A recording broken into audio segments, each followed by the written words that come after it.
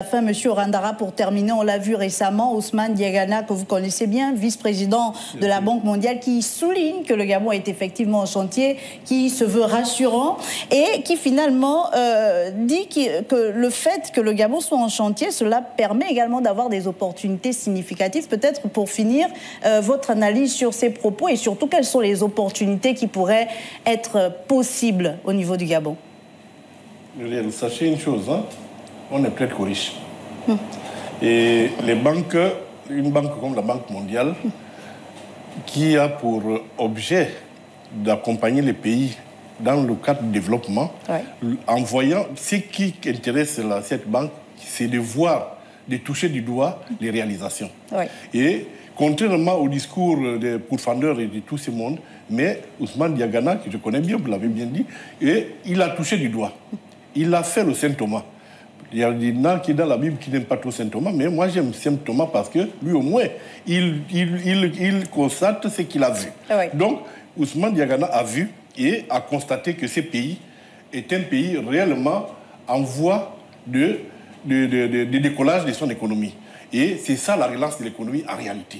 Donc lorsqu'il voit les chantiers, il voit derrière la création d'emplois.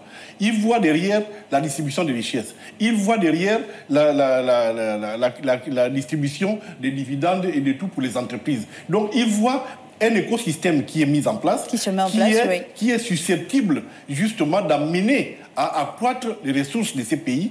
Et ce que je disais tout à l'heure, notre PIB, avec la création de ces richesses, va être augmenter, amenant ici et ainsi le fameux taux de 70% à être revu fortement à la baisse. Moi, je crois que c'est une bonne chose que nos partenaires internationaux, notamment la Banque mondiale, FMI, la BAD et autres, sachent que ce qui s'est fait au Gabon, ce n'est pas des effets d'annonce, c'est la réalité. Et en voyant ce qui s'est fait, aujourd'hui, il n'y a pas meilleur ambassadeur pour notre économie, il n'y a pas meilleur ambassadeur pour la transition du Gabon, il n'y a pas meilleur ambassadeur pour le président de la transition que ce qu'a vu l'œil du vice-président de la Banque mondiale. Et je crois que c'est une très bonne chose. Et pour que nous ne soyons pas ici dans le cas de dire qu'il y a un déni de ce qui a été fait, c'est tout simplement de dire que aucun pays ne vit en autarcie. Aucun pays ne se développe avec son propre budget. Aucun pays ne peut ne pas utiliser tout ce que l'écosystème mondial lui donne. Et la dette, c'est aussi la preuve que les autres te font confiance et qu'ils veulent t'accompagner pour atteindre les objectifs que tu t'es fixés. La dette, ici, il faudrait que l'on sache que s'il n'y a pas de dette dans un pays, ça peut vouloir dire que soit on ne veut pas se développer ou bien on ne sait pas ce que veulent les populations et que les autres peuvent vous l'apporter. Et sachons aussi une autre chose, aucun pays ne vit pas en autarcie. Il faudrait qu'on se regarde à côté de nous. Est-ce que nous avons l'optimum des ressources qu'il nous faut pour nous développer? Rien que ça aussi. Il y a pas, parce que les gens ne voient la dette que sur le côté de la finance. Mais la dette aussi, c'est aussi du côté des ressources humaines. C'est aussi des ressources matérielles. Il y a bien d'autres ressources, choses qui rentrent dans la dette.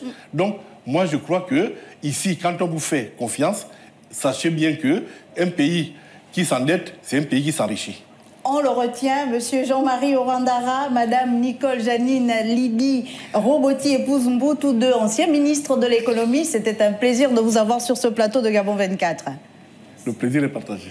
Merci à vous, chers téléspectateurs, d'avoir été des nôtres. Espérons vous avoir édifié quant à ce sujet qui, fait couler beaucoup d'encre et de salive, celui de la dette, du remboursement de la dette. Mais on le voit, les efforts sont réels et palpables par les autorités de la transition et les efforts se poursuivent puisque finalement, le pays a obtenu la reconnaissance des bailleurs de fonds de l'accompagner au-delà même de la transition.